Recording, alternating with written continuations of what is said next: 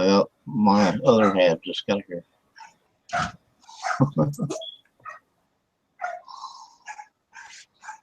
All right.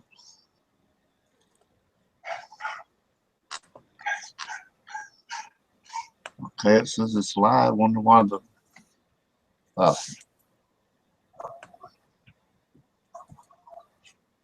Okay, everybody. We are live. This is a combination of Half-Past Dead Paranormal Radio and I just went, oh my god. Okay, anyway, where was I? Sorry about the interruption, you guys. My wife just got home and threw keys at me. Combination of Half-Past Dead Paranormal Radio, Hush, and Beyond the Grave Radio, which is my partner and host partner there, Christina Corsetti. Say hello, everybody. Hello.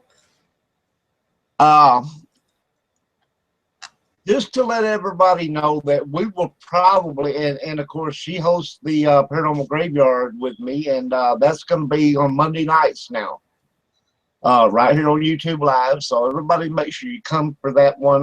Kirst is coming up May 2nd, and I know you will enjoy that.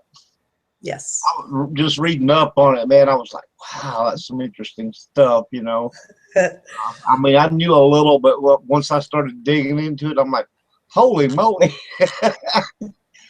Anyway, tonight we have some interesting things for you, and I'm going to let my partner here kind of give you the lowdown on the hoedown.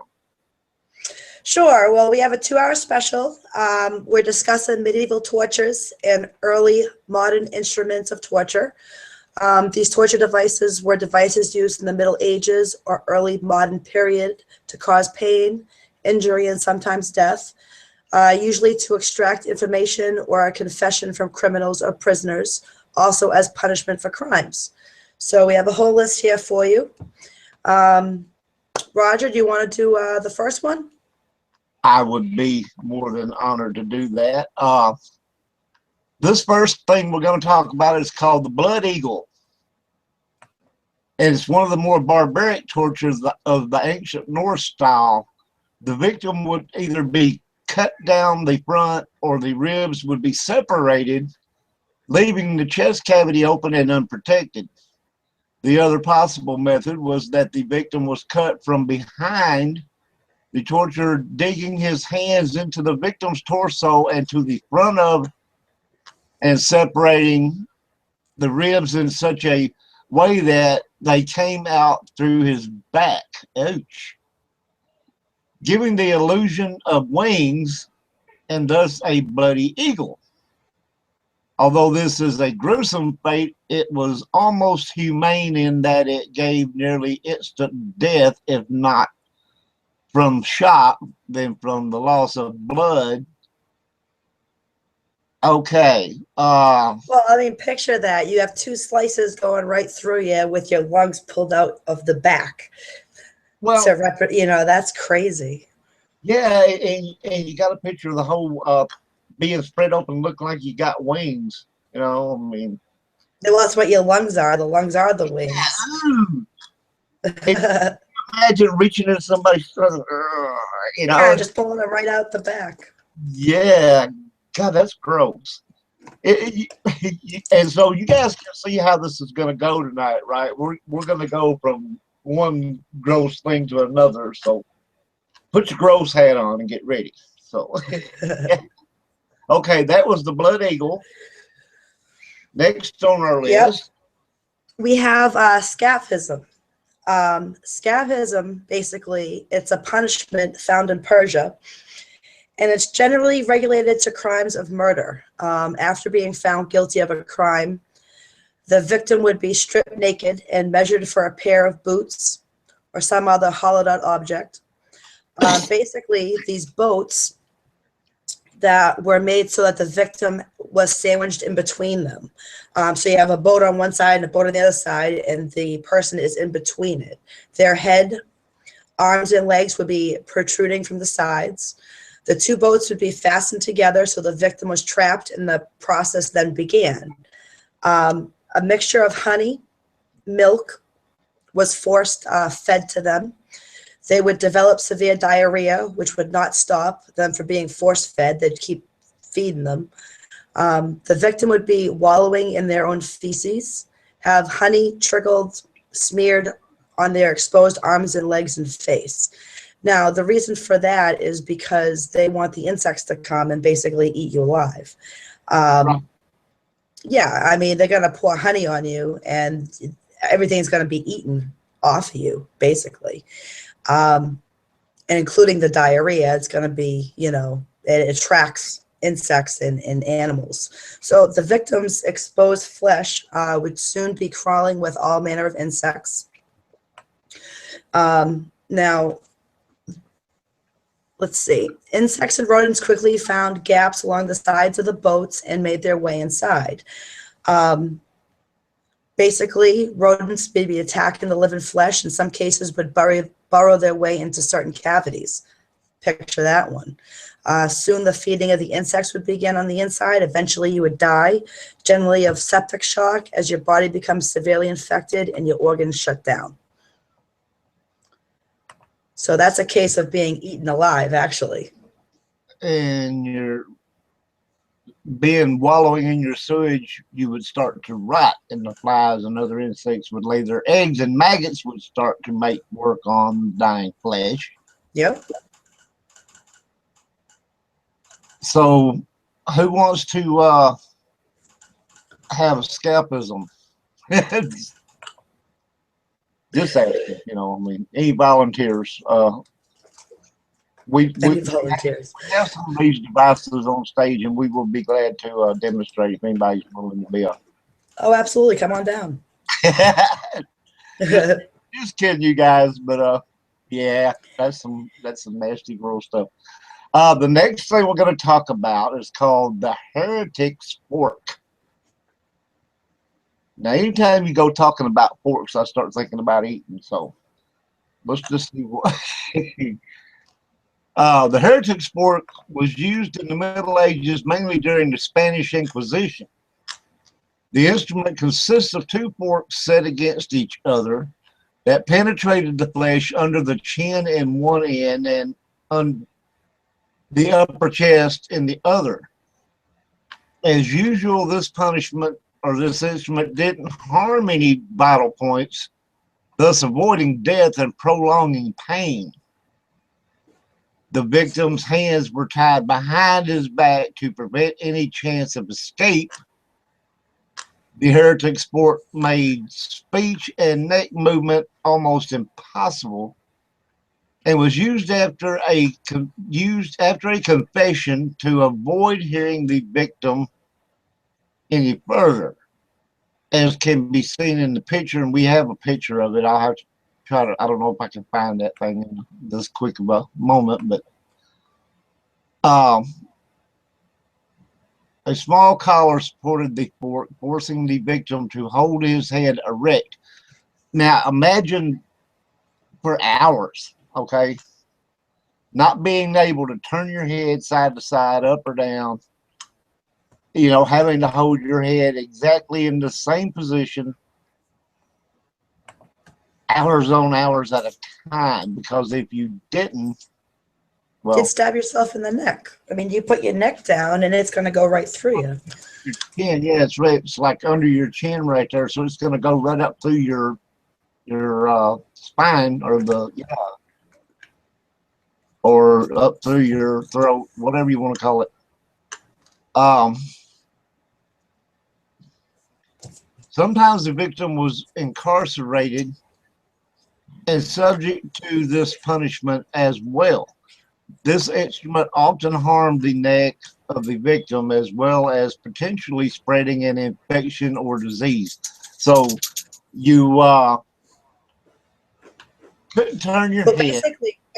basically because it's poking at you so much, I guess you got to get it cut there.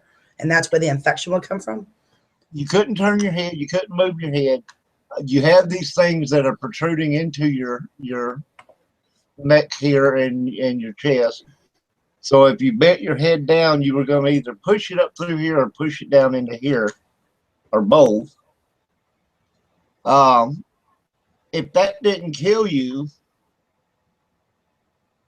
the The heat, infection would. would help set up infection from the wounds that you caused, and the infection would eat at you. And of course, along with the infection and all that stuff comes the flies, maggots, and all that stuff. So yeah, any way you go, you're gonna, I mean, all they'd have to do is say, yeah, we're gonna put this neck brace on you. I did it. I did it. You wouldn't have to like, hey, yeah, I'm guilty. I did it.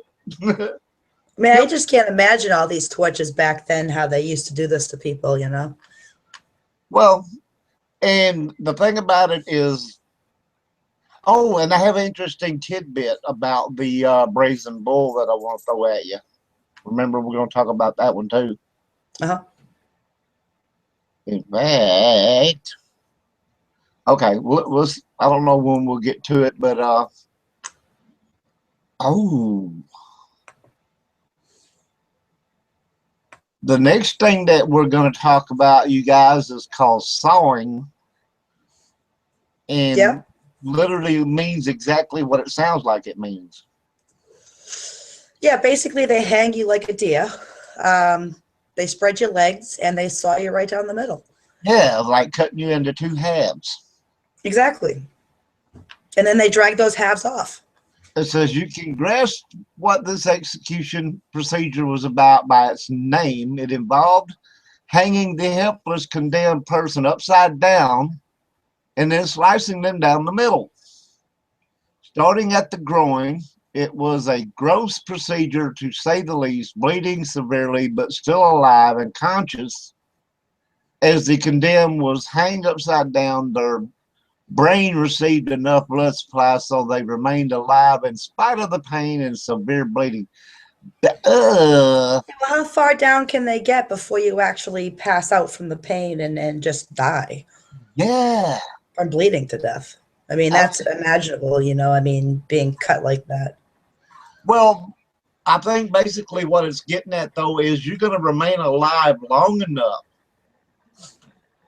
Now, you would probably go into severe shock, and you would, at some point, probably stop feeling it. You think so? I mean, I would think that you would go into severe shock. You just become numb? Yeah, yeah. And I wonder what you'd have to do in order for this to be done to you. I mean, where they go in front of someone, they say, oh, we're going to do this to you. We're going to do that to you. Yeah. You got to, as the saying goes, let the punishment fit the crime. Exactly. But does it? I mean, what back then could you have done? What kind of crime would you have to commit in order to be sawn in half? Well, let's see. You stole somebody's saw.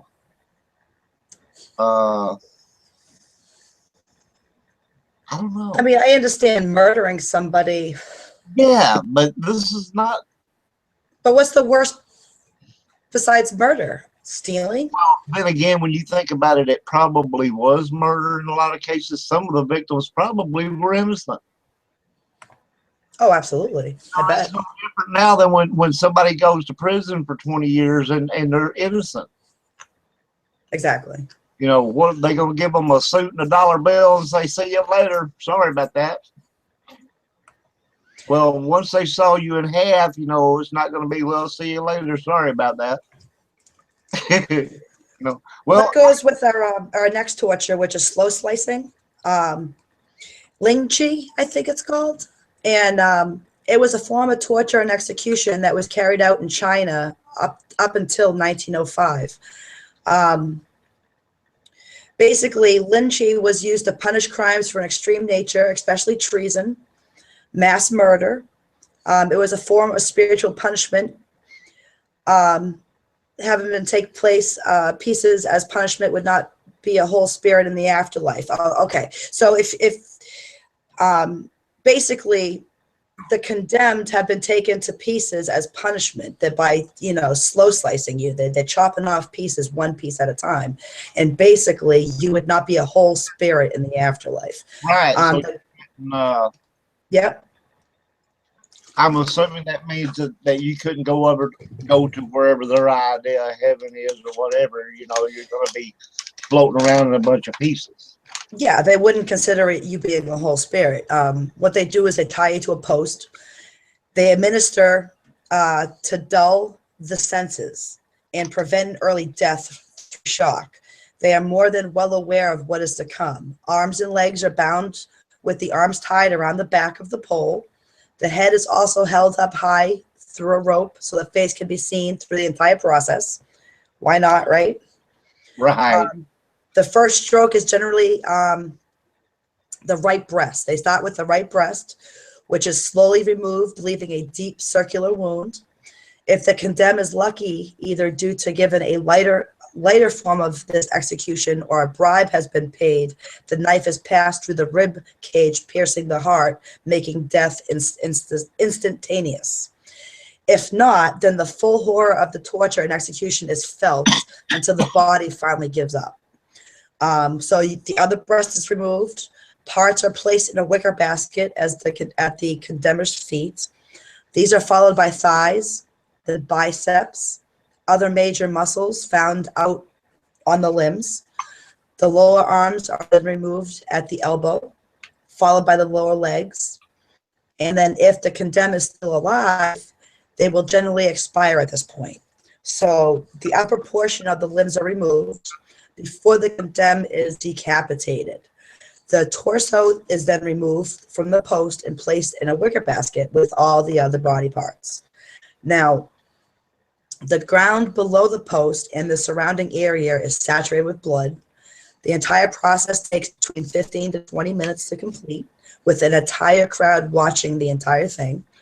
However, the executioner would take their time, perhaps under orders from the governing official, with the condemned lasting up to half a day, shouting and screaming as the slower form of the process was carried out. Now, some records, yep, go ahead. If they did this where they like drug it out and made it, you know, like go on for a half a day or longer or whatever. I don't think it could last that long. Right. But usually it would probably be where the victims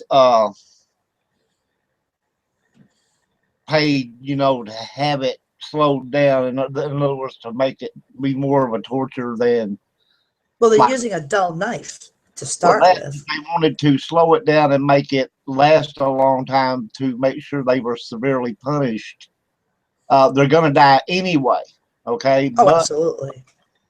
They wanted to make sure that they lived long enough to suffer quite a bit first. Well, I mean, to me, that's suffering. To be peace. Depending on who was carrying out this torture, if they were or the ruler or whoever it was at the time. It's kind of like, remember back in the day, the Western days, when they would do the hanging and the whole townspeople would all gather around to watch. Yep. So they wanted to put on a good show for everybody. Well, in some states, their eyes were removed, so they could not see what was to happen next as their face was mutilated. Ears, nose, and lips were removed, as well as the genitalia. Ouch. So I couldn't even imagine even starting with the right breast, the left breast, muscles. By the time they do your upper torso, and then they're going to decapitate you and continue to slice you up. I mean, you're going to suffer to a point, and then obviously you're just gone. I mean, there's no getting out of that one. Right. We have a couple of short ones here that we don't have a lot. There's not a lot of info on, but they're still interesting. The upright jerker was an execution method and device intermittently used in the United States during the 19th and early 20th century, intended to replace hangings. Now that we mentioned that, The upright jerker did not see widespread use, as in a hanging, a cord would be wrapped around the neck of the condemned. However, rather than dropping down through a trapdoor, the condemned would be violently jerked into the air. Ouch. By means of a system of weights and pulleys, the objective of this execution method was to provide a swift death by breaking the condemned's neck. Same thing as when they drop down through the trapdoor. Only problem is usually you would have the kick and feed, and they would last a little bit before the neck would finally give, and they would die that way. But could you imagine? Okay, let's just say like in the medieval days when they used the catapults to sling the big rocks, right? Or fireballs or whatever they did. Same basically, is you got this machine that's designed to jerk you into the air. Okay, if it didn't kill you immediately, imagine your head like being jerked, and the weight of your body pulling down and your head being jerked up. Ow. Yeah, you just go flying. Well, that's not as bad as the next one. The next one's flaying. And flaying, basically what they do is they remove the skin from the body while you're still alive. They completely deskin you. Okay. Now that was practiced by Native Americans back in I think it was the I want to say which tribe was it that was down around the mountains and all that stuff? Not the Blackfoot, but I'm not sure. The Apaches, I think, actually did. That's for the first time I ever heard of that. Was well, you know what they do afterwards? They nail it to a wall as a warning for other people not to defy the law. Yeah, it's kind of like whenever they would display the bodies in the old West out in front of the saloon or wherever they were. They would have like standing open coffins with the body in it. Yeah.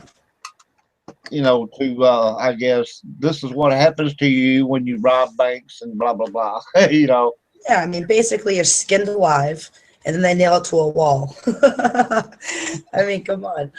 Your hide, and does that not give a whole new meaning to nail your hide to a barn door? I know, right? I know I've heard that expression before, but yeah. If you see people's skin nailed to a wall, would you want to commit a crime? Exactly. Well, I mean, it all depends. I mean, if you're Buffalo Bob, you might, because he could wear that skin like a Joe Dirt trench coat. But yep. Absolutely. That's and I was thinking of it like filleting fish, but anyway. Disembowelment. Disembowelment was among the most severe forms of punishments ever heard of or seen. This method was used to punish thieves and those accused of adultery. In other words, don't go mess around where you don't belong. You might just some or all the vital organs were removed one by one from the body, mainly from the abdomen. A fine cut was made in the victim's gut, leaving him to catch an infection. Also, in later medieval times, the torture was performed using small starving animals, such as mice, which led to the victim's death. Imagine the agonizing pain the prisoner must have felt when 6-meter-long incisions were slowly eaten by starving mice. You basically, I guess, are tied up. I don't know if they tied them to a pole or however they would present them, but Oh, you're tied all right somewhere. You're chained somewhere. yeah, and then they would like cut an incision in your abdomen or whatever, and maybe in some cases they would make just like a light incision and let these mice eat their way through to finish the opening or whatever. Could you imagine having like a basket full of starving mice eating on you? Oh yeah. Yeah, that's pretty painful. Yeah, you're alive the whole time, and uh, well, up to some point, I guess. And see, that's the thing about a lot of these, um, because knowing how people in general operate. You have to excuse me, you guys. I think I got some bronchitis going on, but anyway, Operate. What about their methods? I mean, the way they think. yeah. I mean, I pretty much have researched over 76 medieval tortures. What can we do with these poor slobs today? I mean, Well, we stick them in jail and let them rot for stupid crimes, serious crimes, and some of them are in life or something they shouldn't be in life for. But 76 ways to torture somebody is pretty messed up. Hidden in the archives somewhere that we didn't know about. But that's 76 ways to create Pain. either pain or death. Okay, and in a lot of cases, both. And in a lot of these cases, like we were talking about, you probably had like the whole town or whatever village watching while this is going on. Yep. And they're all laughing. They're all up there going, "Woo!" Yeah, hurry up, come on, jerk the poor guy's head off. Just tells you a lot about the people, Yeah, well, it kind of does remind you a little bit of things the way they are today. If you have death by inoculation, whatever, or back when they still did the actual hangings, you had your that doesn't even seem that bad now, does it? Being hung. Death by gas or whatever. You still always had a group there. Yeah. Oh, absolutely. And part of that reason is not for what you would think, just because a bunch of people want to come watch somebody get gassed or injected or whatever. They had to have witnesses. Well, they still do it nowadays. I mean, yeah, like you said, when someone gets lethal injection or electrocuted, there's somebody watching. That it was done correctly and all this kind of stuff. And so, yeah, you still have, even though it's more than likely the witnesses were probably paid to come there and witness that everything was done right and by the law and to the letter and all this kind of good stuff. Well, I mean, how many people burnt themselves cooking? Right? What about the next one? Death by boiling. Being boiled alive in a large pot. Basically, it was this was an unusual, cruel method of execution. Basically, there is plenty of evidence that it was practiced throughout human history. Archaeologists have found human bones in cooking pots and hearts in China, which were found to be around 500,000 years old. Man, that's a long time. I mean, this has been going on, death by boiling, basically back to the 1500s. It was a legal method of punishment. The victim was immersed in boiling water, oil, or tar until dead. So you can imagine the fear the prisoner felt when they were taken to this deadly big pot to suffer their horrible fate. Like, not that. I know I burnt myself cooking, and you have to put burn cream on because it hurts so bad. Never mind being submerged into boiling hot water, oil, or tar. Well, see, the headhunters are not the headhunters, but well, maybe them too. But the cannibals did that. Oh, yes, Uh, yes. I just posted recently someone cooking their wife to death. They put their wife, cut her up and put her in a pot and cooked her, fed her to the neighbors. You know, I bet you never want to use that phrase that used to be around a lot back in the day. Eat me. Yeah, I know, right? Roger. Right. I know. Literally would. Yeah, basically. I mean, but that's basically how cannibals do it, is they have to cook the meat and soften the skin. And of course, they thought that, I think in some cases, that when they ate the human brain, that it made them more intelligent. You know, it's Yeah, like they're right. absorbing someone else's brain. So The only difference is they cut their victims before they boiled them, never instead of boiling them alive. yeah. Well, I don't know. That'd be In the only difference. some cases, they might have just kind of like doing a lobster. You know. Yeah. Oh, and that's even you poor lobster. When Listen that to thing cries and yeah. it Listen to them scream a while, and then yeah. well, when they quit screaming, they're done. No. Oh. I'm horrible, aren't I? Oh, I Hey, like this next one. This next one's a good one. the tramp chair. The tramp chair was a one-person restraining device used by American police largely during the 19th century as a mild form of torture and public humiliation.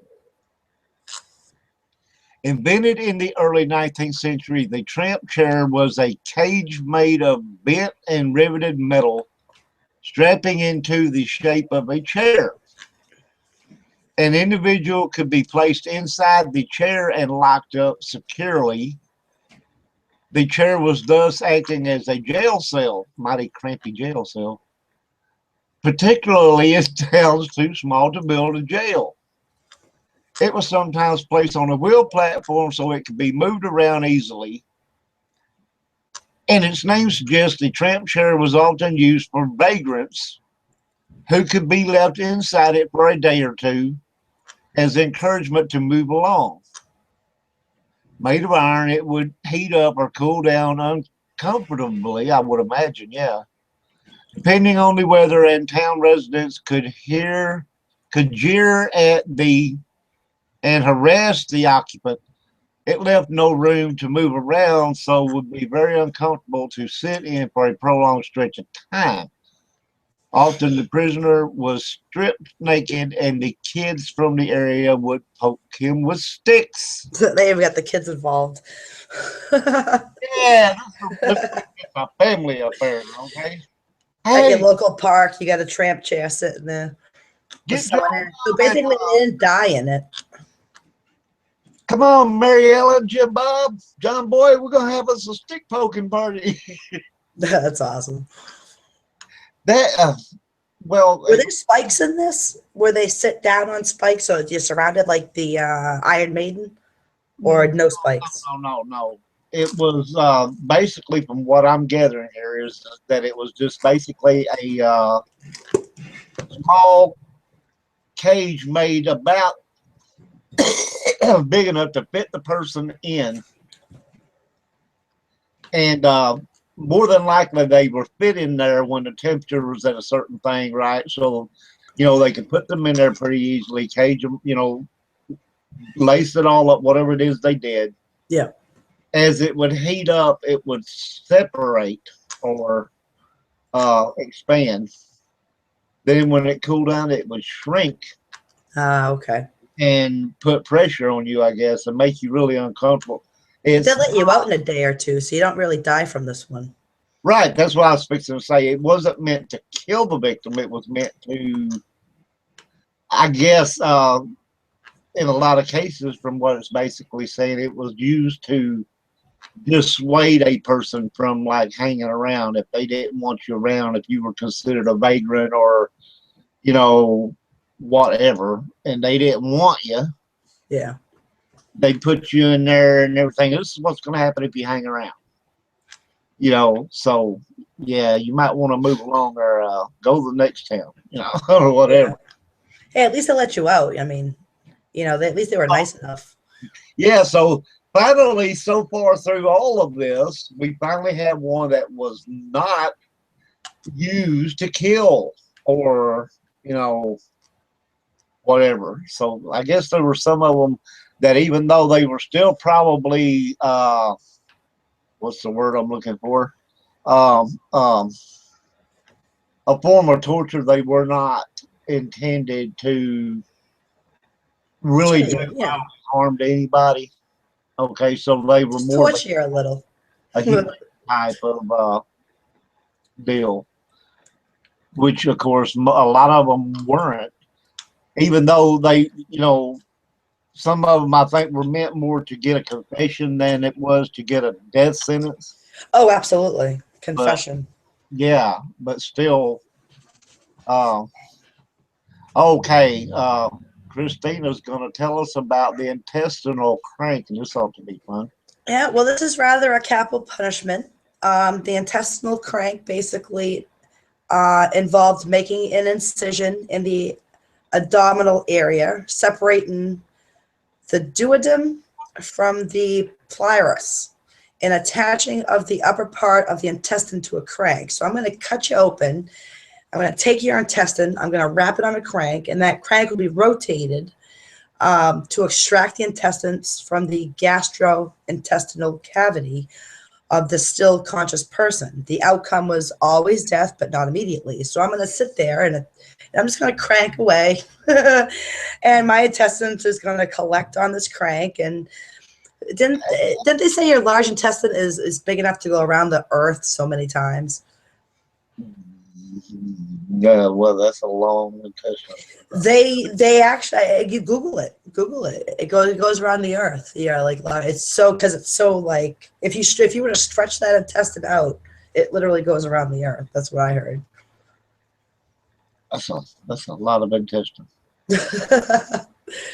But basically, that's what that is. You're gonna crank your intestines right out of your body, and you are gonna die. Well, yeah, but that's a lot of intestine.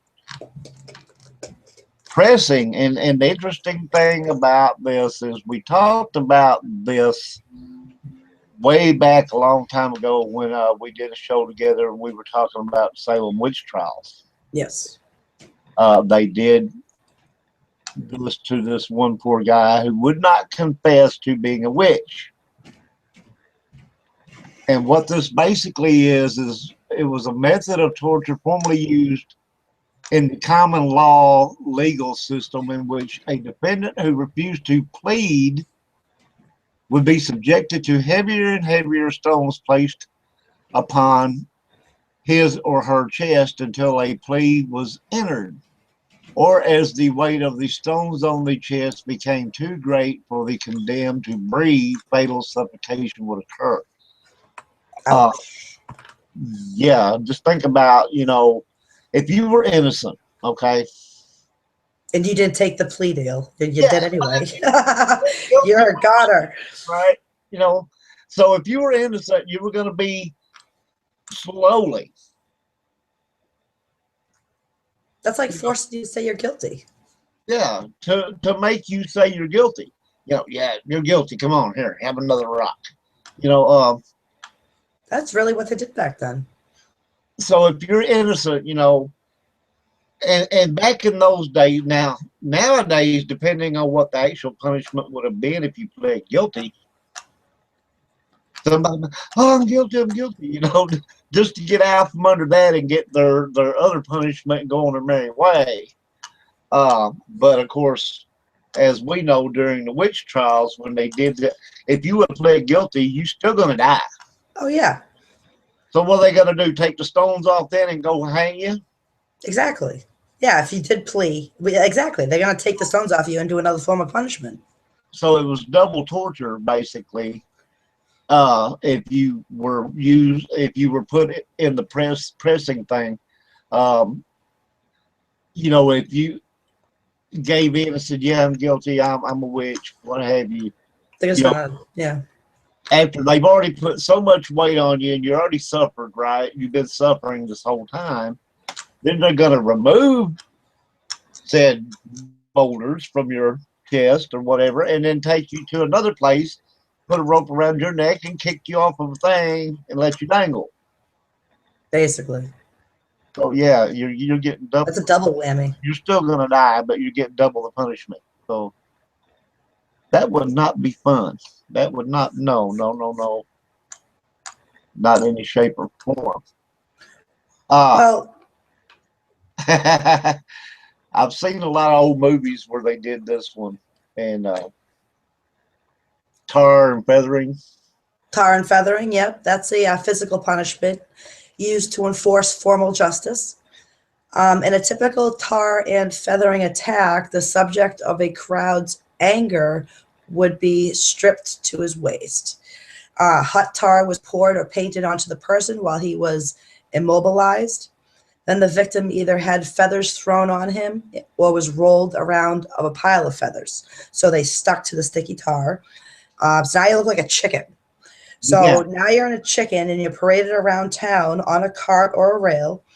And the aim was to inflict enough pain and humiliation on a person to cause him to either reform his behavior or leave town. But sometimes only the head was shaven, tarred, and feathered, and in some cases a match was held to the feathers to light them, as well as the tar, so you were set on fire to inflict more pain. Could you imagine being Just your head. having your head shaved and feathers put on there, and then somebody lighting them, and you're running around with your head on fire?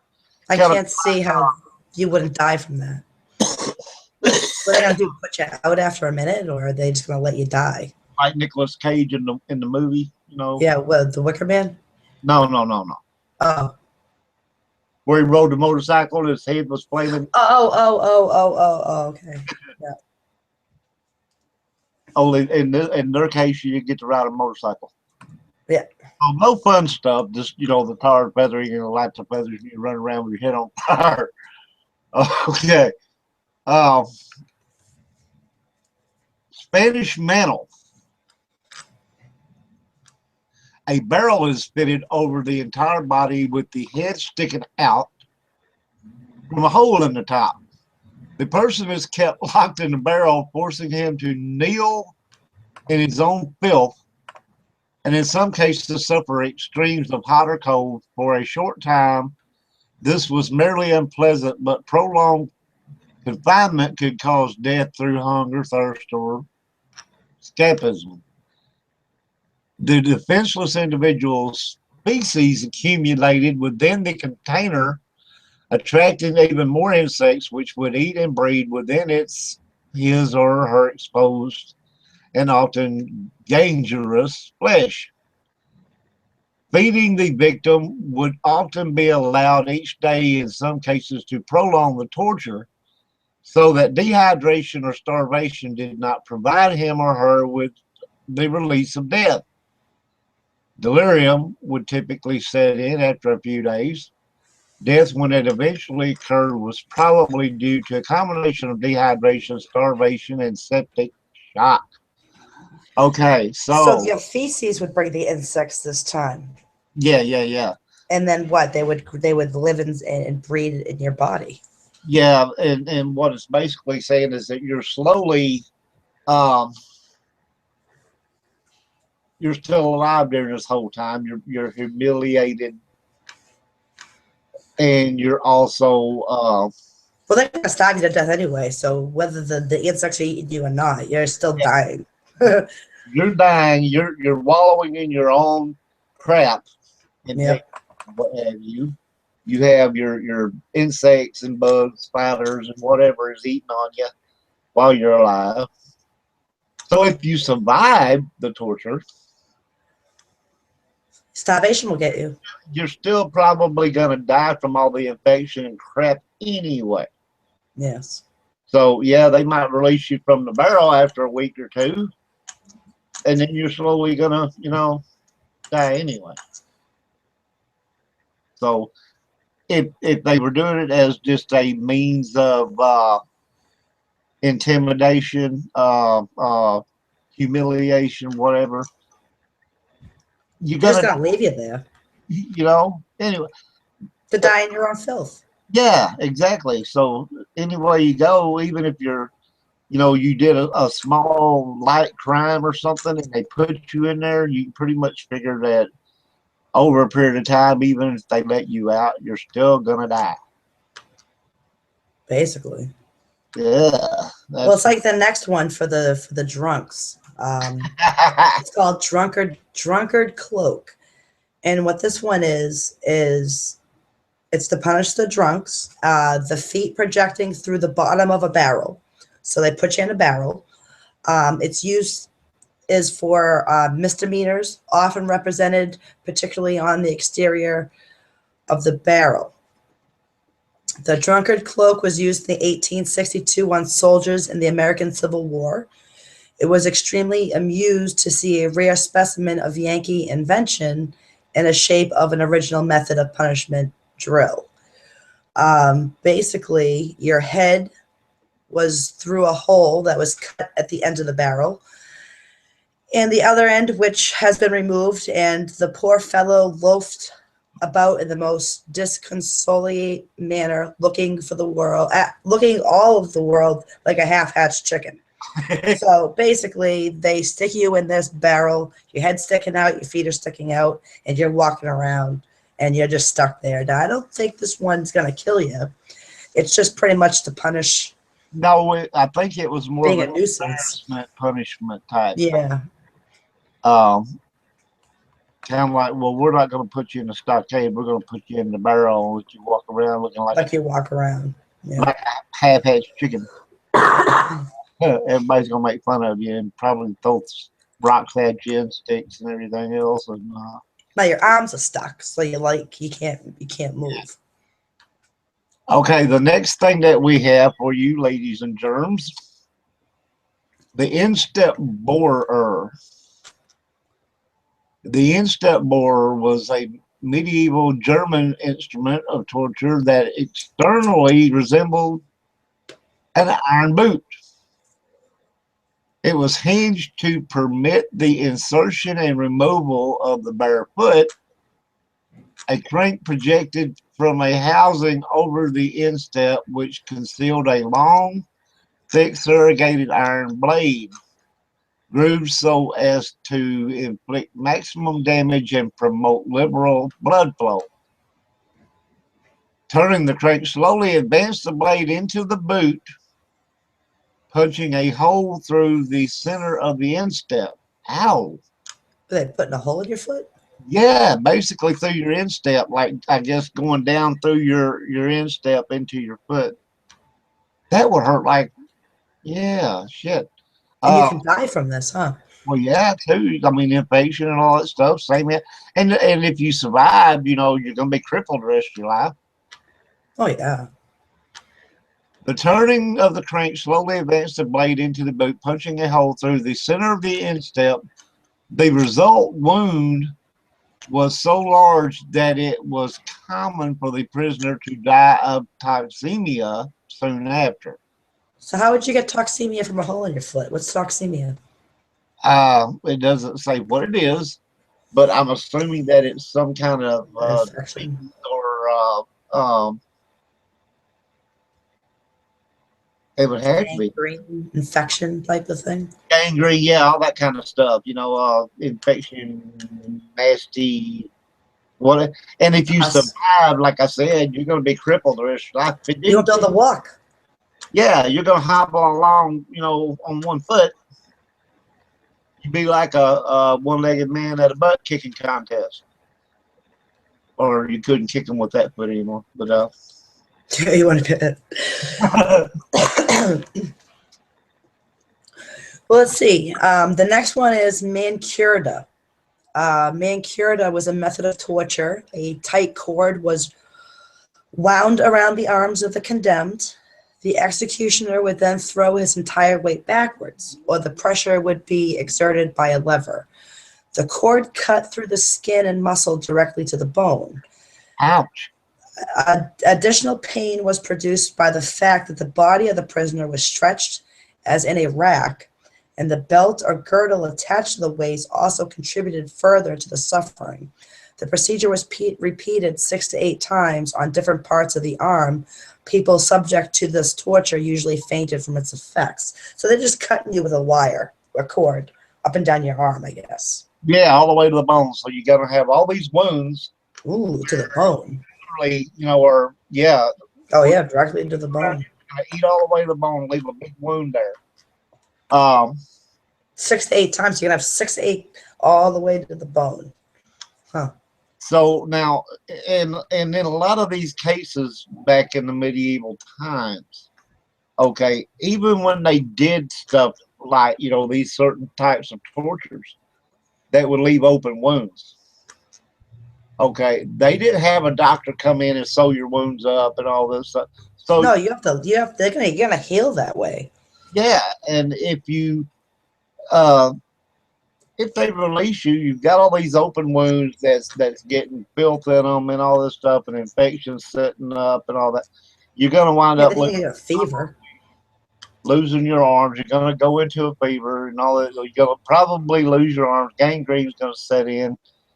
You're gonna lose those arms anyway, what have you. So, yeah, even if that's the thing about a lot of this stuff, even the ones that weren't meant to kill back in the day probably still did. Mm-hmm. In a more slower, probably painful type of manner,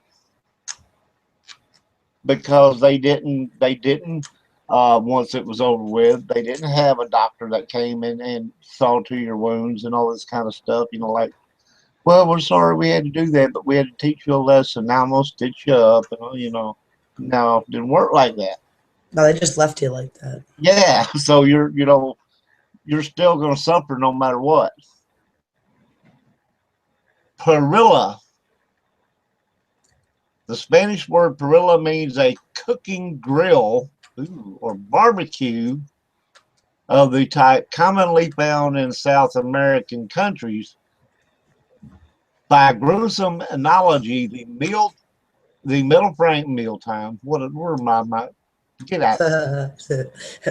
Time to eat. Well, they said barbecue and grill. Sadie. Naturally, you're gonna go there. The metal frame was used in the torture, was given the same name because of its appearance, and because the victim was placed on top of it like the meat on a barbecue. Yeah, it's actually a large grill to cook you alive. I mean, think about that. Okay. Next time you have Hannibal Cannibal over, you can have a barbecue. The parrilla is both the metal frame and the method of torture that it uses. The victim was stripped totally naked. Apple put in his mouth. No, just kidding. Then laid on his or her back or a metal frame, often a bed frame. Straps were used to restrain the victim in a position convenient for torture, with legs spread and arms either above the head or away from the sides of the body. The straps were tightened to prevent movement.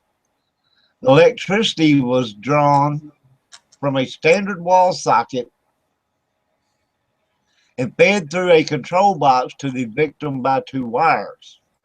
So they have your legs and your arms tied near your head. So you're like a pig, but you're folded. That's cruel. Well, it kind of sounds like your legs were drawn out and your arms were drawn out, like if you were drawn and quartered. But they had you in this on this barbecue pit, so to speak. Yeah, shocking you to death. And they're poking you with 2 live wires of electricity. Ouch. They're cooking you alive. Yeah, the control on the box allowed the torturers to adjust the voltage and thus the severity of the electric shocks. Excuse me. So, you're slowly being cooked and tortured is what it's saying. And depending on, I guess, the severity of the crime, the punishment would be, or if they wanted to prolong it or speed it up, they could up or down the amount of electricity that's coming through there. So they could turn it down, and it would, instead of being like a barbecue grill, it'd be more like a slow cooker. Or they could speed it up and it'd be more like a barbecue grill. Either way would not be fun. I have had standard 110 electricity shot through my body before, and it does not feel good whatsoever. It's like getting struck by lightning. Yeah, and actually, a buddy of ours, when I was in the military, three of us were staying. We were in the bivouac, what they call, we were in the woods basically. And a storm came up, lightning struck him, and he was in the middle between us. Wow. Struck him, knocked him to the ground. He was unconscious, and we're standing there looking like, holy crap, did you see that? I mean, thank God it didn't hurt him, but severely or anything, but we actually saw that happen. And, you're still standing there wondering like, wow, it could have been either one of us, or all three of us, but why just pick him in the middle?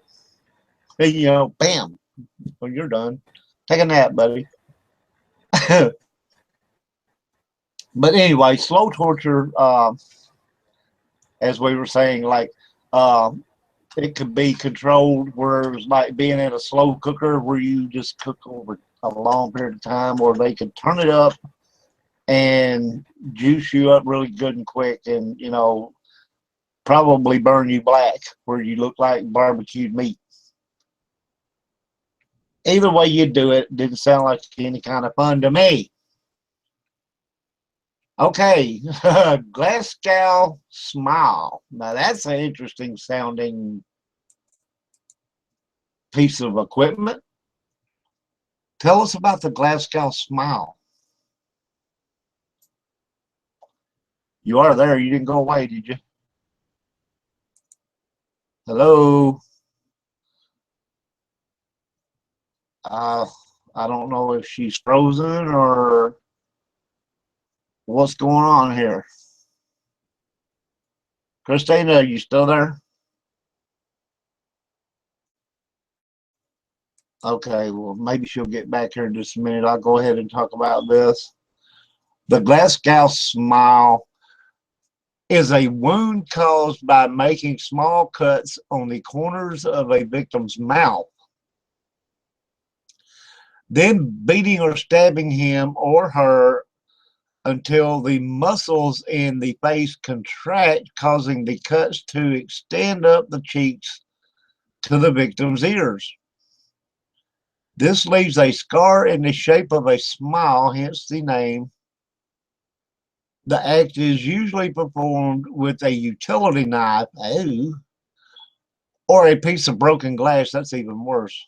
Leaving a scar which causes the victim to appear to be smiling broadly and may lead to death by exsanguination or blood loss if left untreated.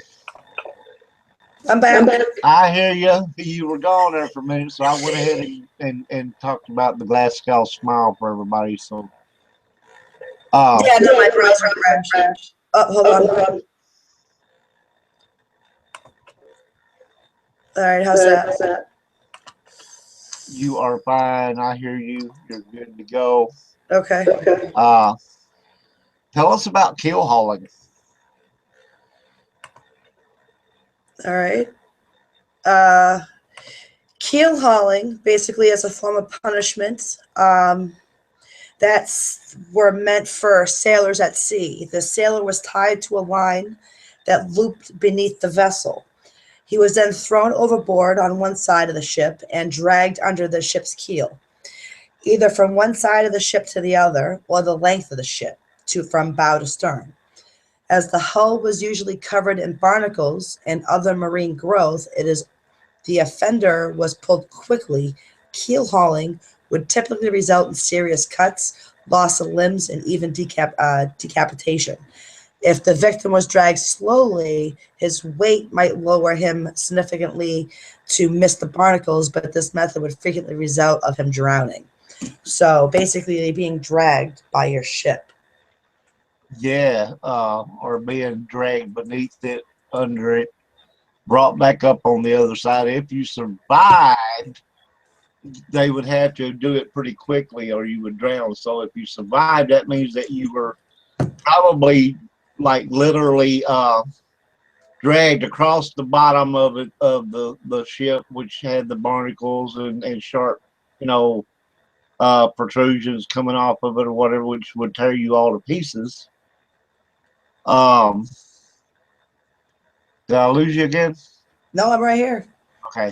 It would literally rip you up, as she was saying. You know, you might lose arms, legs, whatever. Your torso would be tore all to pieces, or just all kind of nastiness. Um, we're at the top of the hour, so I do want to remind everybody that this is a combination comeback show of Half Past Dad Paranormal Radio and Beyond the Gray Radio, and we picked these lovely devices for you guys as a comeback special because we just know how y'all enjoy grossness and all this kind of stuff. So yeah, we picked this particular topic for that purpose. Um, like I said, remind everybody, the Paranormal Graveyard will be on Monday nights, 7 Central, 8 Eastern, and We have Cursed. yes, we have Cursed coming up on May the 2nd. Um, this is a 2-hour show. They all are basically, but It'll be a lot of fun. yeah, we're gonna do, and we've done 2 shows previous on the Paranormal Graveyard, and if you missed them, the links are up. They're on my channel, and I'm sure they're on Christina's channel also. Yes. You can go up and watch the rebroadcast, the ghost ships that we did, and movie night we did last week. If you didn't see them, or well, you wasn't going to see those; they were audio only. But if you didn't get to hear them, go check them out. Lots of good, fun things. The next thing we're going to talk about is pitch capping. Pitch capping refers to a form of torture used against suspected rebels during the period of the Irish Rebellion of 1798. The process involved pouring hot pitch or tar into a concealed shaped paper cap. It was forced onto a bound subject's head, allowed to cool, then rapidly removed, taking with it a portion of the suspect's skin and tissue. Less elaborate versions included smearing a cloth or a piece of paper with pitch and pressing it onto the head of the intended victim. The torture was usually preceded by the crude shearing of the victim's hair or scalp.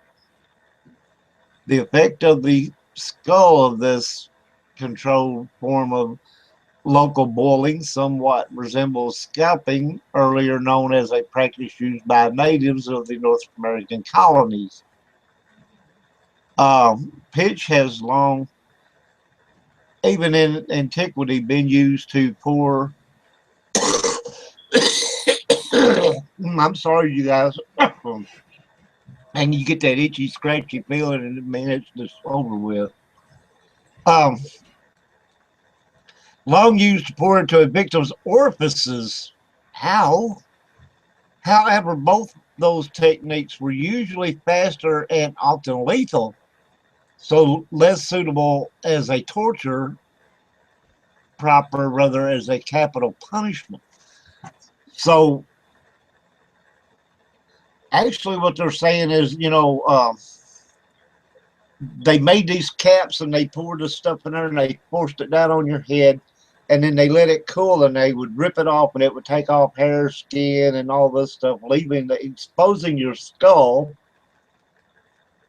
Or if they wanted to get really mean and ugly, they would like pour it into your mouth, ears, nostrils, what have you, orifices, which was more of a torture, like a death type torture. Does not sound like a lot of fun any which way you look at it. Orifices are like your mouth, right? Yeah, yeah, your mouth, your nostrils, your ears, whatever, I guess, was open.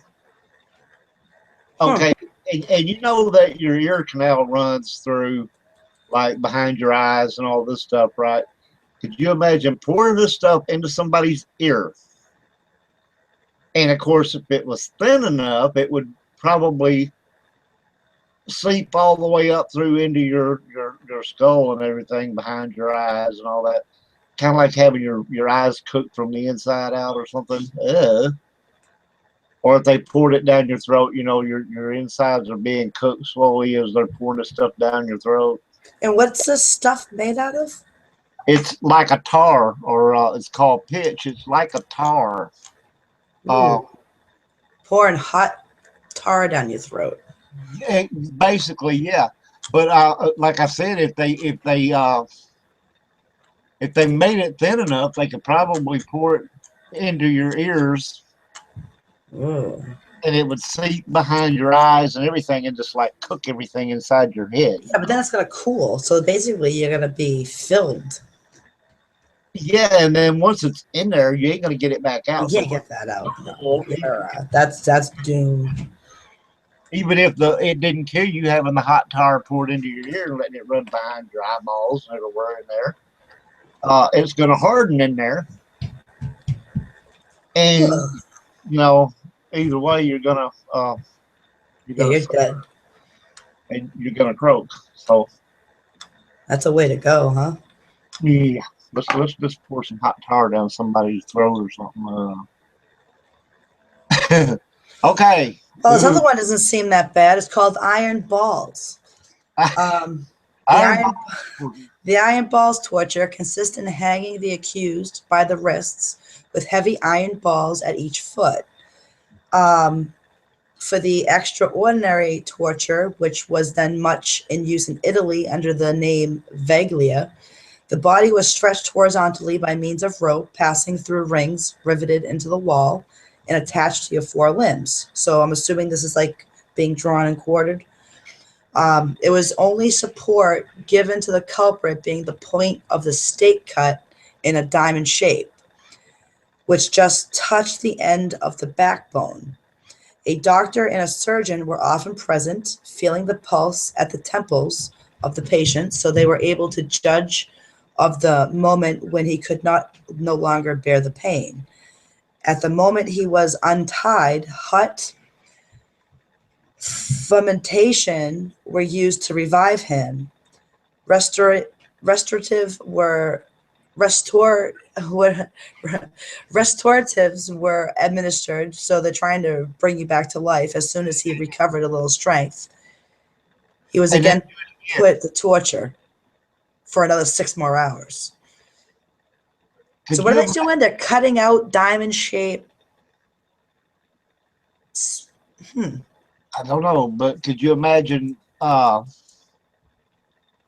being tortured by something like this to the point to where they didn't think you could take it anymore? So then they release the pressure and they give you, which nowadays to wake you up and revive you, they put ammonia under your nose or something, you know, like, ooh, that wakes you up. Allowing you to gain back a little bit of your composure, basically, and for the pain to subside, after you to go back to a point of normalism. Also, that they could reapply the torture again for so many more hours. So you might go through this several times before you kick the bucket, because they keep bringing you back, reviving you, and you know, I guess letting you gain back a little bit of strength and whatever, just so that they could apply it again. Yeah, Sounds for another 6 hours. stuff, you know, like, yeah, let's do it again. Hold, give him a break, man. He's about to go. All right, here. Wake up, wake up. All right, tie the damn balls back. It's time to do it again. Okay. Any way you look at it, you guys, a lot of these things that they did were uh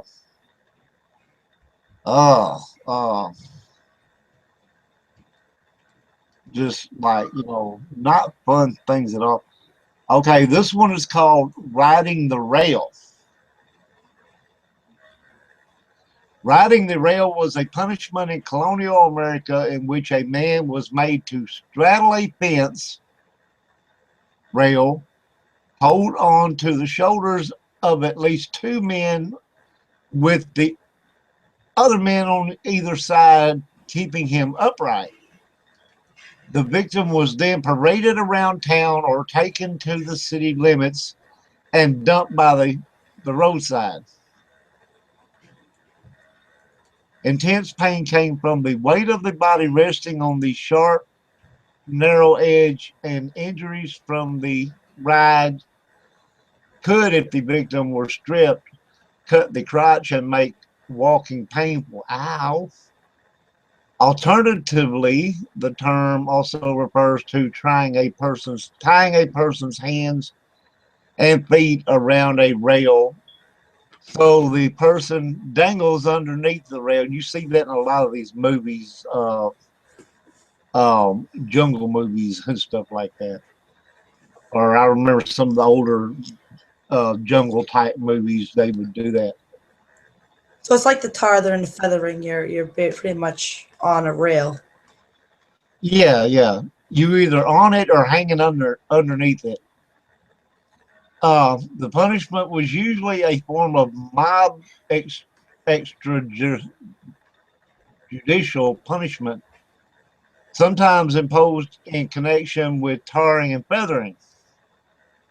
Oh, that gets even more interesting. They're going to tar and feather you, then tie you to this thing where you're dangling underneath it and parade you around in front of everybody, or make you ride on top of it with your tar and feathers and all this stuff. It was intended to show community displeasure with the victim, so he either conformed his behavior to the mob's demands or left the community. You see, this is one of the things in a lot of these that we've noticed is you were either gonna straighten up and fly right or get the heck out of Dodge. Yeah. You know, I mean, that's pretty much what it's saying. Chastity belts. Yeah, here you go. Well, chastity belts, everyone knows what a chastity belt is. They were used to to protect the Lord's assets from being tampered with while he was out of town. It was pretty clear that any attempt at infidelity would be painful. But basically, the chastity belts were not a sign of great trust, and the silver lining of wearing this uncomfortable and embarrassing apparatus, avoiding a worse punishment because of an imagined infidelity. So basically, when the Lord went away, you were locked up. Well, you were not locked up. Well, your stuff could not be played with. Stuff was locked up, so to speak. Yep.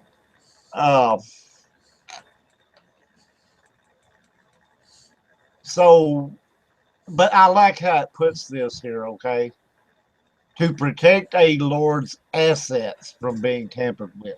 Yes. So basically, if you were a female, you were his asset, not his woman, not his wife, not whatever. You were his asset. That just, I don't like the sound of that. That's just. Well, back then, that's how they treated Yeah, it. you were just a piece of furniture or whatever that belonged to the Lord or whatever. Okay, branding down. Human branding or stigmatizing is the process in which a mark, usually a symbol or ornamental pattern, is burned into the skin of a living person with the intention that the resulting scar makes it permanent. It's kind of like branding a cow, you guys, in case you're Yep. wondering. This is achieved using a very hot or very cold branding iron. Brand marks have also been used as a punishment for convicted criminals. Combining physical punishment, as burns are very painful, with public humiliation, especially if marked on a normally visible part of the body, providing an inevitable crime record. In other words, they would put a brand on maybe your forehead, okay, or your chest, or something visible like your arms, or where anywhere. That would cause infection, wouldn't it? Because it wouldn't be treated right. Well, I would assume that they took the proper measures to make sure that uh, the person didn't die of its brand. Okay. Um, and it was probably just done just deep enough and long enough to put that mark on you, which basically was just your outer skin layers, like 2 or 3 maybe, Yeah. and enough to where it would be a permanent scar that labeled you as whatever, you know. Um, I'm sure it probably hurt like hellfire when they put a hot branding iron on you, especially if they did it on your forehead. Could you imagine that? Oh, that's crazy. Would hurt. Yes, it would. You'd think your brain was cooking, but actually, the pain would probably only last for a matter of minutes, when then, of course, you would still have the burning type pain a lot longer than that. But neck torture. Tell us all about neck torture. Well, it was humiliating and painful. This punishment was something of an endurance test where the victim would be hooked into a neck device, either made of metal or wood, which prevented the victim from adjusting it into a comfortable position.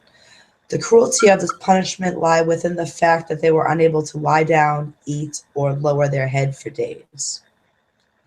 Okay, it's basically kind of like the fork thing, except that you're not, Yeah, the protrusions like you would with that. correct. But you're still not going to be able to turn your head. You're not going to be able to eat, drink, rest comfortably. So you're going to be in a state of uncomfortableness for however long they decide to keep this thing on you. The tub, and I remember when I saw this one the first time when I was reading about it. Known as the punishment of sitting in the tub. And no, we're not bathing, folks, and with your lye soap and all this kind of stuff. We're in a torturing tub. The convicted person would be placed in a wooden tub with only their head sticking out. After that, the executioner would paint their faces with milk and honey, and soon flies would begin to feed on them. The victim was also fed regularly and would end up swimming in their excrement. After a few days, maggots and worms would devour their body as they decayed alive. Okay. So you're basically sitting in this tub with your head sticking out.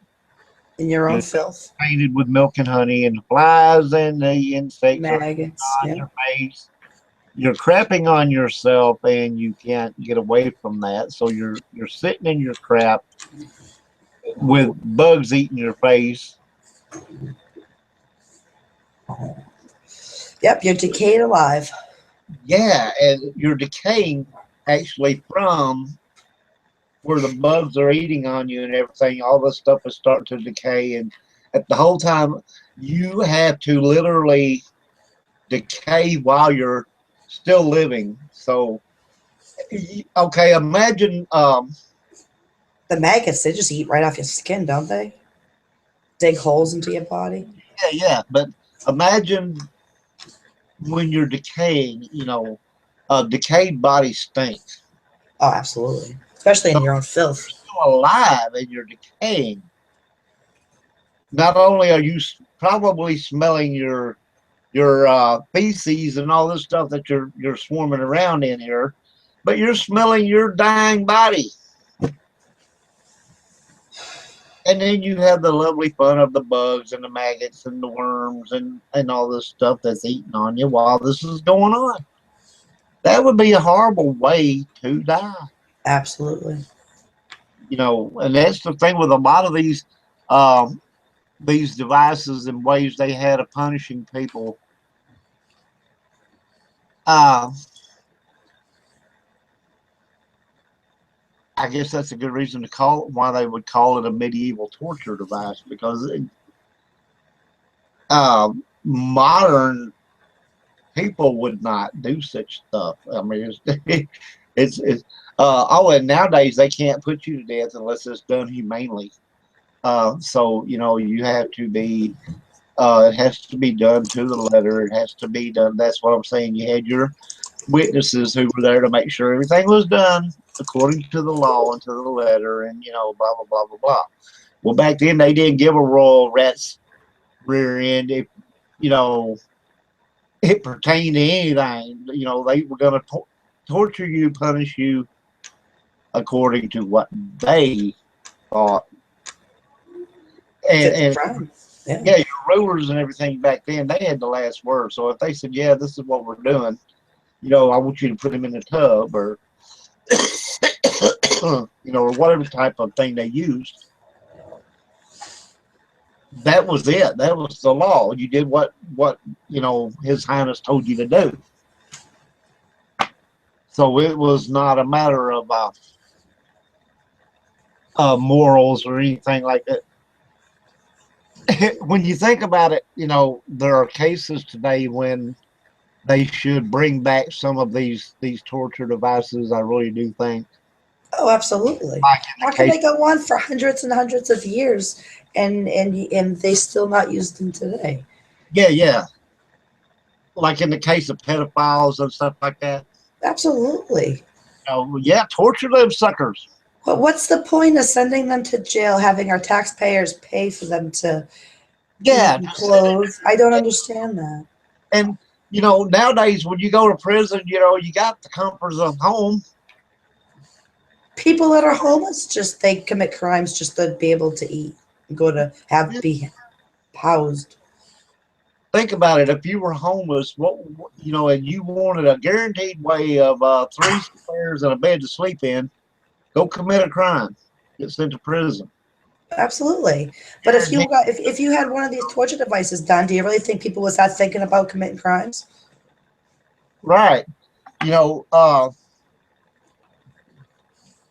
Well, I'm sure we'll find something that would be more suiting and fittable for the pedophiles and stuff like that.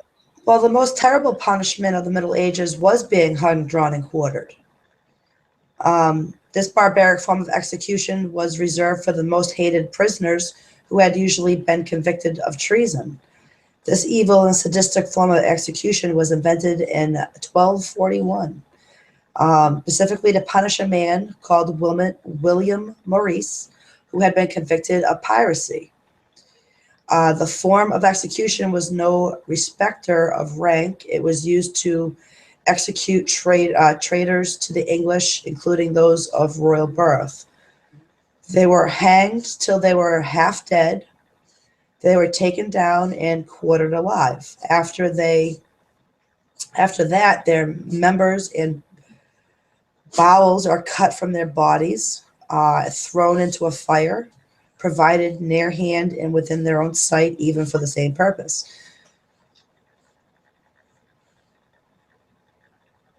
So they that kind of reminds me of the pressing thing where if you gave a conviction, like I said, if you gave a guilty plea, they would stop that torture and then kill you by another means of torture. So,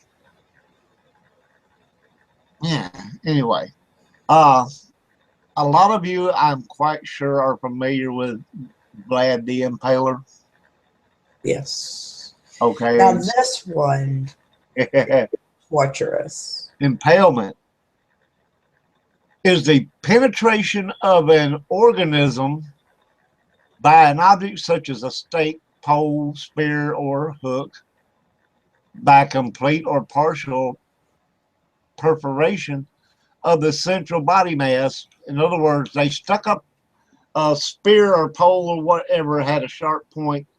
They would place your body on top of this and it would slowly slide through your body, or Right out your mouth.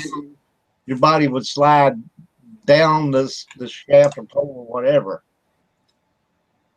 And of course, the pole was then buried in the ground or whatever, and so you were just stuck up there like a uh, lollipop, on a stick.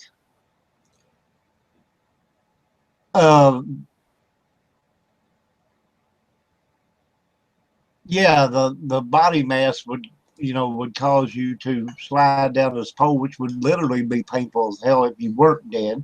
From one side to the other. I mean, can you imagine having a pole going right through your mouth? I mean, when does that pole reach you or reach the point to where you just pass out or die before And it comes right out of your mouth? for some of the most ridiculous things, like committing highway robbery, uh, grave theft, violating state policies, monopolies, or subverting standards for the trade, are also recorded among offenses where impalement was occasionally used as punishment. Now, Vlad the Impaler, you hear a lot of these stories about him. That was his favorite term of punishment, or his favorite term of death for his enemies. He would impale them. And it was even said that he would have a table set up outside amongst all these people that he had impaled. He would sit and of course they say in some cases they say he drank their blood, but I don't know about all that. But he would set up a table and he would sit there and eat amongst all these impaled bodies that he had, impaled like that, sticking up out of the ground. Now that to me is somebody that enjoys their punishment a little bit too much. Look, grave theft, robbery. You're gonna get impaled for robbery? Yeah, I mean, yeah. come on. Yeah, committing highway robbery, or if you robbed a grave or whatever, it was just contempt for the state's responsibility for safe roads and trade routes. They wanted to make sure that people well, if I do this, I'm gonna end up on a stick out of the ground, with a So No slap on the wrist there. Yeah, maybe it would deter them from wanting to commit these crimes. Okay, now here's one that I'm sure you're quite familiar with. Burning at the stake. Yeah. Basically, this was done for crimes of treason, rebellious actions by slaves, heresy, witchcraft, sexual deviancy, such as incest or homosexuality. The best known type of execution of death by burning is when the condemned is bound to a large wooden stake and burned alive. Ouch. Gotta hurt. What in the world is...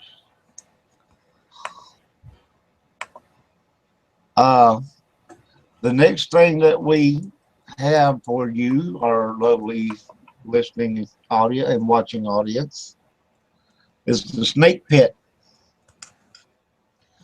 One of the oldest forms of torture and execution, snake pits were a very common form of capital punishment. Convicts were cast into a deep pit with venomous snakes, dying after the irritated and poorly fed snakes attacked them. Some variation on the traditional snake pit is being thrown into a small pool of water containing water snakes. Now, true story, when I was a kid, and I was probably maybe 12 at the time, 13, this one kid, he was bigger than me. He was like a big fat bully. Him and I were at this one swimming hole that everybody used to go to that had a rope hanging up there. You would swing out on the rope and drop into the water. What it was like basically a big hole in a average sized creek that had a deep area. And the one day we were there, I had grabbed a hold of the rope and it was just swinging out basically, and back. I wasn't planning on going in the water, but there was a snake ball below the thing there, and I didn't know this, and it was copperheads. Oh, wow. And I mean, a big snake ball, and I had swung out this one time, and he did something to make me fall from the rope, and he knew the snake ball was there.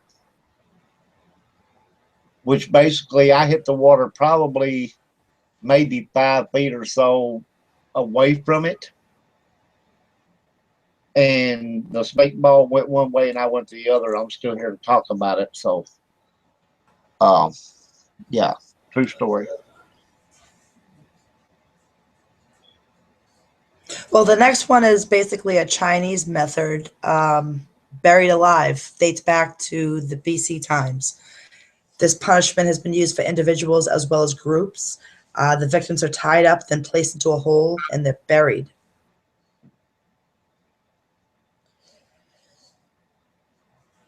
One of the Did I- most Yep. disturbing of this form of execution was Nanjing massacre during World War II. Yep. Yeah, it was basically a Japanese soldiers buried groups of Chinese civilians alive in what was referred to as 10,000 corpse ditch. Oh, wow. That would not be fun at all. Crucifixion. Everybody knows about this. Why do we know about this? The Bible talks about it. Jesus being crucified. The crucifixion was an ancient execution method in which the criminal's hands and feet were bound or nailed to a wooden cross. It was a capital punishment reserved for slaves, traitors, heretics, and usually the worst of criminals. There were various methods of performing the crucifixion. Usually the prisoner had to drag the cross beam or his cross weighing around 100 pounds to the place of execution. Subsequently, his outstretched arms were bound to the cross beam or sometimes nailed through the wrists, and the cross beam was raised and fixed to the already standing upright post. Death was usually caused by overall exhaustion or by heart failure. Sometimes to shorten the victim's suffering, his legs were shattered using an iron club, so that subsequent asphyxiation soon ended his life. Okay, so you got to imagine now you're nailed to a cross. Okay, they're going to speed things up by taking a hammer and busting your dadgum legs up. Kind of reminds you of the movie Misery, doesn't it? Oh, yeah. Hobbling. Shattering your legs is not fun. Yeah, ouch. That would have to hurt. Okay. Can't hurt as much as this next one, crushing. This forceful execution method was used in the common law legal system. It has an extensive history with several varying methods used throughout time. One of them was crushing by elephants, which was used throughout South and Southeast Asia for 4,000 years. And another method, the victim was pressed with extremely large and heavy stones laid upon their chest, Right. causing suffocation. We know that. And through these forms of execution are no longer sanctioned by any government body, the fact remains that it was incredibly unkind to let someone die crushed or suffocated beneath rocks or strong legs of a giant creature. Okay, and you know that probably there's still places in the wild Oh, absolutely. They got to still do that. where they're still doing these things. You know, and who's going to know about it? They're way out in the jungle in the middle of nowhere. Who's going to see them do it? You know. Absolutely. Yeah, we got our cameras on you. After we got them attached to trees, you just don't know it. You know. Okay, walking the plank. I made it walk the plank. Walking the plank refers to a method of execution made famous in pirate lore and all your pirate movies and whatnot. Portrayed countless times in numerous media. The victim of such an attack would normally die of drowning or, in some cases, shark attacks, as pirates sometimes forced them to jump into the water that was infested with sharks. As well as being an execution method, walking the plank was considered a torture as it was a type of forced suicide. Often the victim was bound or weighed down so as to prevent them from swimming to safety after falling. So you tie somebody's hands behind their back, they can't swim, right? You tie their legs together, or not Oh, their legs. absolutely. They're just going to drop you right in that water to be eaten by sharks or to drown. And they would also attach some kind of weights to make sure that you drown quickly and sufficiently so that you couldn't swim away to safety. It's a forced suicide. Arr, Walk the plank. Well, that can't be bad as, I mean, it's exactly the same thing with cement shoes, except this was an American mafia executed the gangster style. style. Placing your feet in cinder blocks, filling them with wet cement. Once they dry, and they throw you in the river. There you go, right to the bottom. He's swimming with the fishes. Just swimming with the fishes. Okay. And we were just talking about cement shoes. Funny that popped up all of a sudden.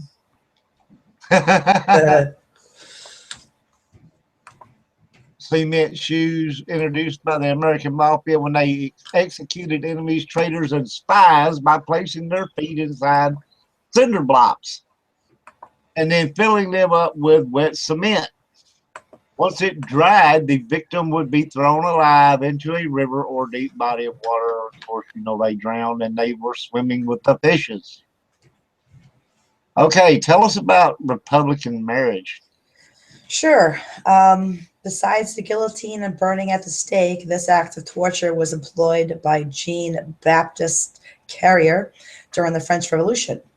It involved binding naked males and females together and then throwing them into icy waters to drown. When water was unavailable, they would just run through with swords or bayonets. This was a perfect method used to execute nuns and priests during that time. So you're telling me that they would tie a nun and priest together? Yep, and, naked. Naked? Yep, bound them together and throw them into the water to drown. Throw them into the water. Or stab Republican marriage. Yep. Stab them with bayonets, swords, and whatever. That's when the water was unavailable. They would just no water around, yeah. Run them through swords and bayonets. I mean, yeah. Can you imagine that? I'd rather drown. Exactly. Throw me in the daggone water. I'm just saying, you know, take me to the river. Ooh. Yes, that's it. Throw me in the water. Okay, guillotine. I'm sure everybody's heard of the guillotine. Yep. During the 1700s, executions in France were public events where entire towns gathered to watch. A common execution method for a poor criminal was quartering, where the prisoner's limbs were tied to 4 oxen. Then the animals were driven in 4 different directions, quartering, same thing, ripping the person apart. Upper class criminals. Now, see, if you were upper class criminal, you got to have your head cut off. Class criminals could buy their way into a less painful death by hanging or beheading. How the heck? Oh, anyway. On September 10th, 1977, the last execution by guillotine took place in Marseilles, France, when the murderer Hamida Djabori, I don't know if I'm saying this right, was beheaded. So they actually did do a beheading in 1977 by guillotine, which is not that many years back, people. So an ancient form of punishment was actually last used in 1977. Wow, that's interesting. Cleansing of the soul. Tell us about cleansing of the soul. Well, that's a good one, actually, because Catholics used to believe that the soul of a witch was corrupt, filthy, and basically full of evil. So-called witches, usually women, were treated cruelly and punished by the church. To cleanse them before punishment, the witches were forced to undergo a cleansing of the soul. Scalding liquids or objects were shoved down the throat of a victim, including boiling water, soap, coals, and even firebrands. Ow. So I couldn't even imagine. That would burn a hole right through your throat. Yeah. And this was done to cleanse you before they actually punished you.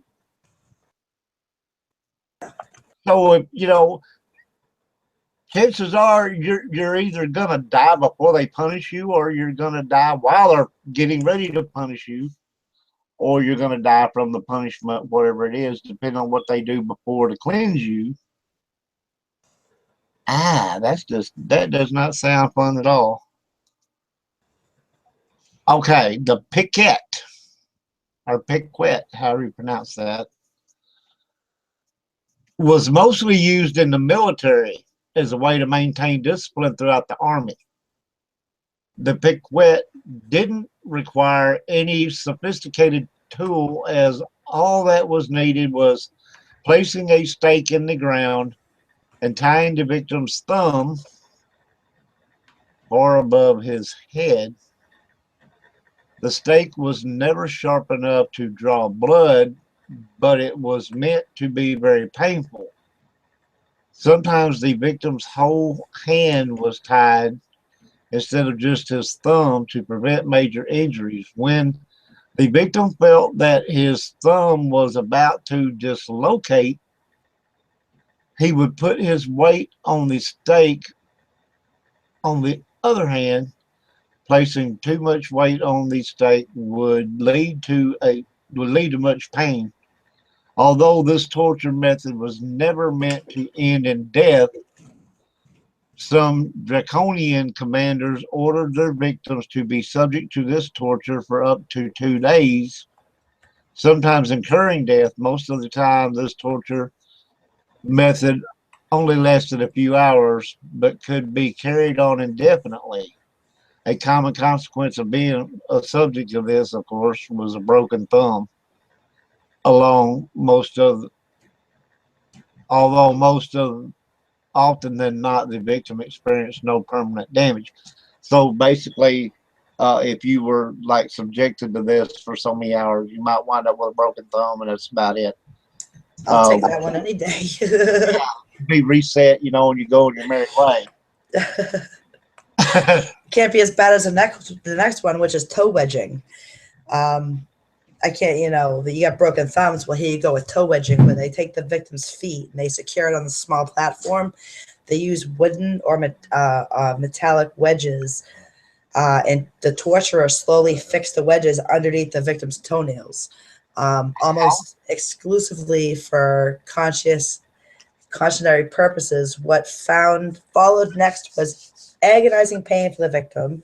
Failure to confess would mean wedging the next nail and the next nail, and then keep wedging those toes until you confessed.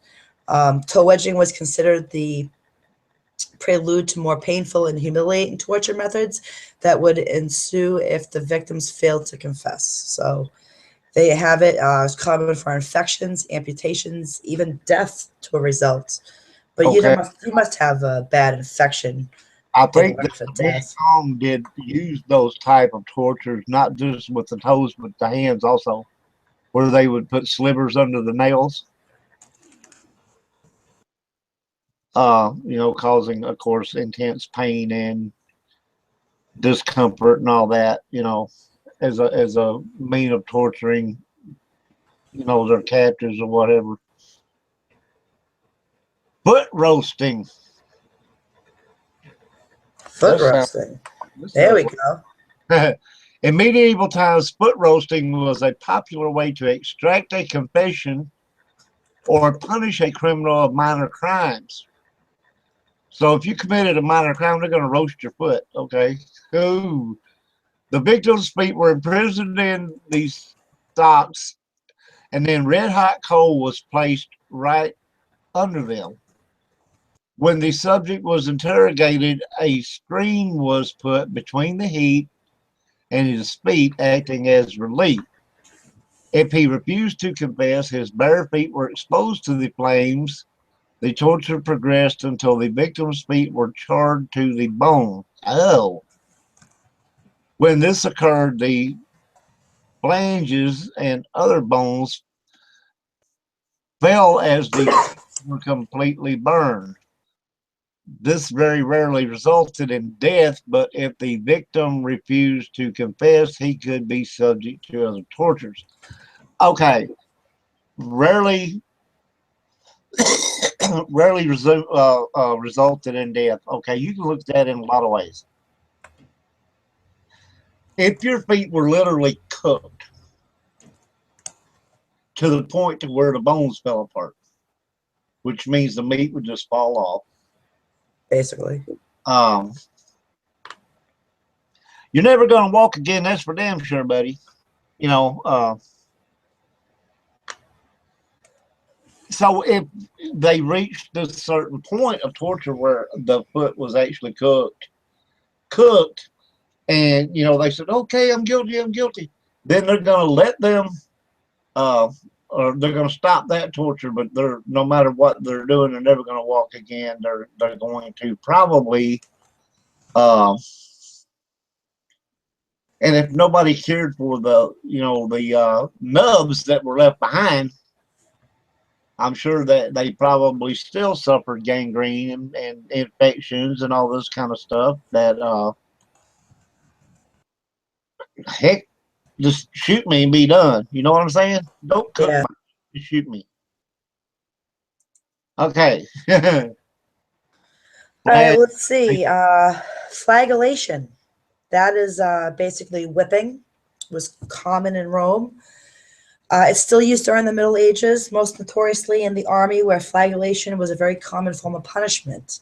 The British Army was very notorious for using flagellation to punish minor offenses. Basically, the amount of whipping depended upon the victim's crimes and sometimes incurred death.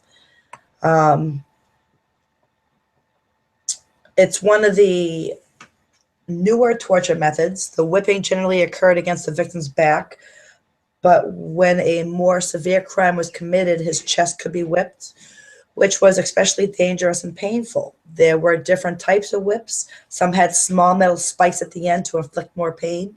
These whips could cause some serious trauma, including tearing of the skin, eye damage, or even loss of a vital organ.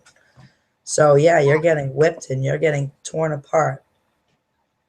Well, okay, you can imagine somebody, you remember back when they used to do, like, well, give them 20 lashes, and they would take the bull whip and they would You know, they would be tied up like this, you know, and they would whip them on the back or whatever with a bullwhip.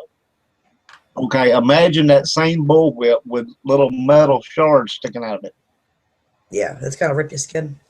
And they're doing the same thing basically, and maybe not on the back, but in the chest area where, you know, it's ripping your chest open and all this kind of stuff.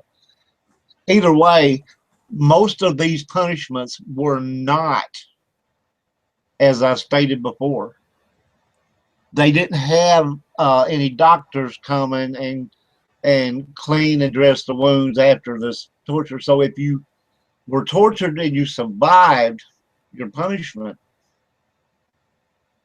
if you didn't know how to doctor and clean your own wounds and everything, infection was going to set in, and you were most likely going to die anyway. Absolutely. So, you know, there was, I guess, a method to the madness back in those days. Okay, exposure is a method in which consists of exposing a victim to the elements. The victim could be buried up to his neck, letting any animals, insects, or other people kill him slowly. In some towns, there were chains, stocks, and ropes that were used to quickly restrain someone. In many cases, the victim was simply left to die of hunger or thirst. Due to its cost efficiency and cruelty, the exposure torture was a very widespread in medieval Europe. The victim's remains often served as a warning to the population. In many cases, the victim was sentenced to a short period of exposure depending on the crime. However, death was frequent since they were completely defenseless. So don't commit a light crime in this area where they use this form of torture, because even though it wasn't meant to kill you, you're probably going to die. Um, and you, if you think about this, if you were buried up to your neck and it was, say, 120 degrees in the shade, your head is literally going to cook out there. You have no water. You have Well, think of no. it the other way. Think of it in snow. You're exposed to the I elements. was fixing to say, or you could go to the extreme left of that and say you're put out there Naked. and the temperature, right, and the temperatures drop below uh, into the negative mark. You know, Yes, frostbite in 10 minutes. yeah, and you're pretty much you're gonna be dead. I mean, okay, tell us about the water torture. Sure. The victim is restrained on a table where water would be proceeded to be emptied drop by drop upon his forehead. The idea behind that is that it's supposed to make you foam at the mouth, go loony, or just plain crazy.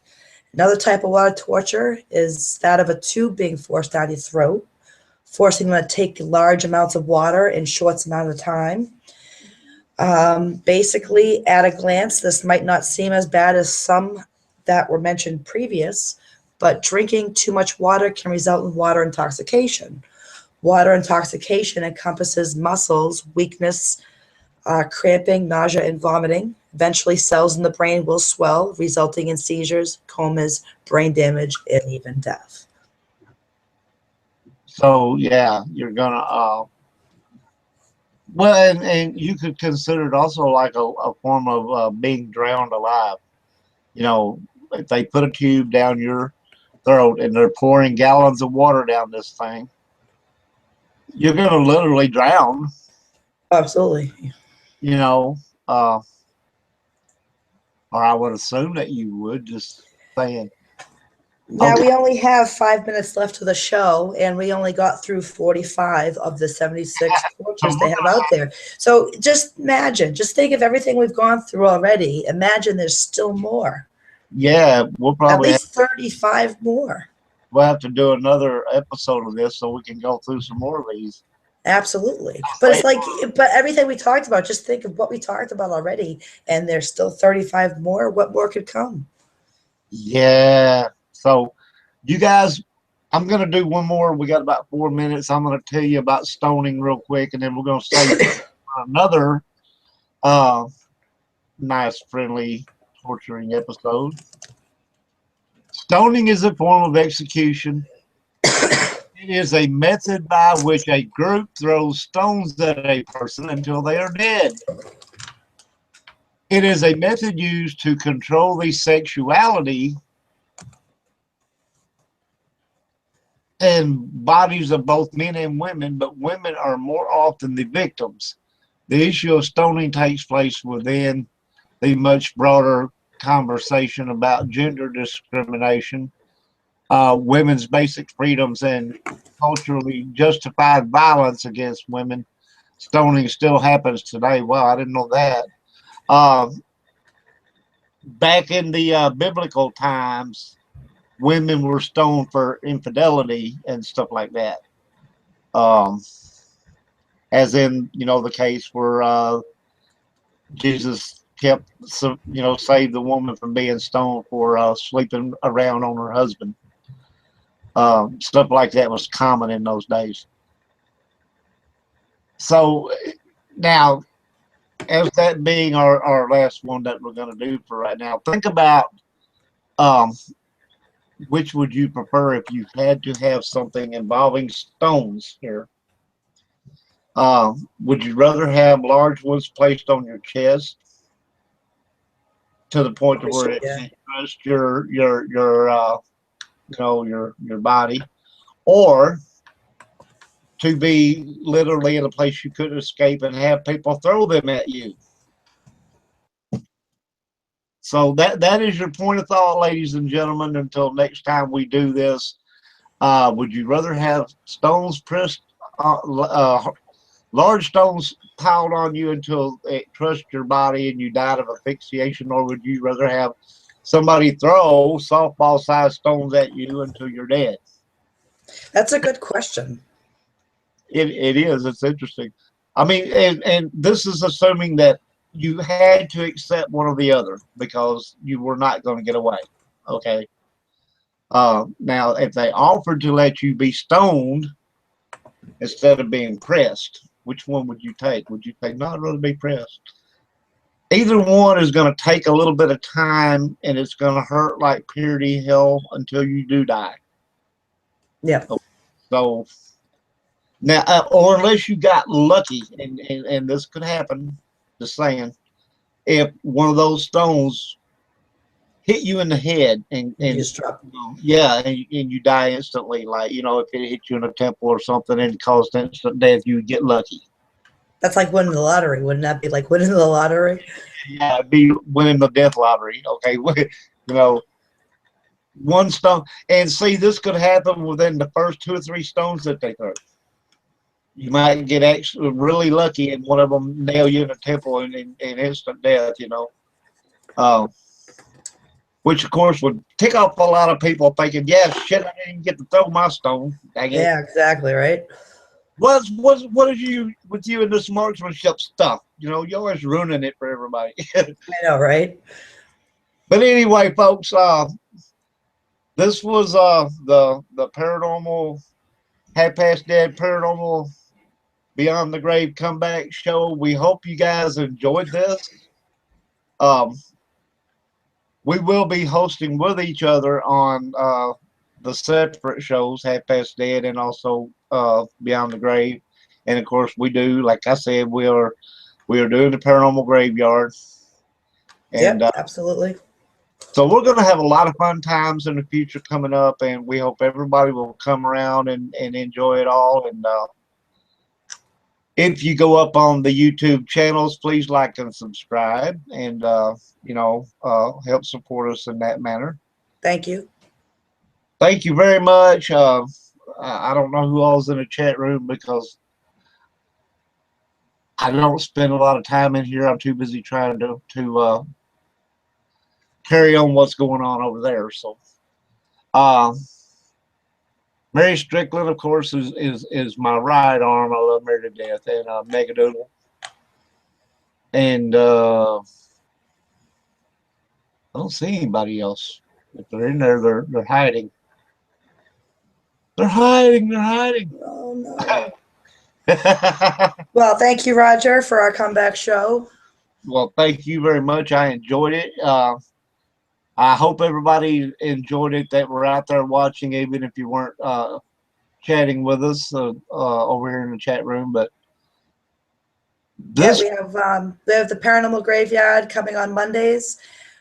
We have the Beyond the Grave Radio, which is going to be on Thursdays now, since this is the comeback show. And you have yours. What days are yours, Roger? we're going to do Half Past Dead. It's going to be done on Wednesday nights, so we're going to be basically back to back. Yes, we will. Which is all the more fun, people. So you want to come and check those out, and we do appreciate you so much. We couldn't do a show without you guys. So until the 2nd, which is what? Monday. Monday, not very far Yep. off at all. No, just a couple days away. We're We'll going to have be cursed. and we're going to be talking about curses and cursed and all kind of fun stuff like that. So, and of course, if any of you guys are aware of or know of instances of someone or something being cursed, please, feel free to ask questions.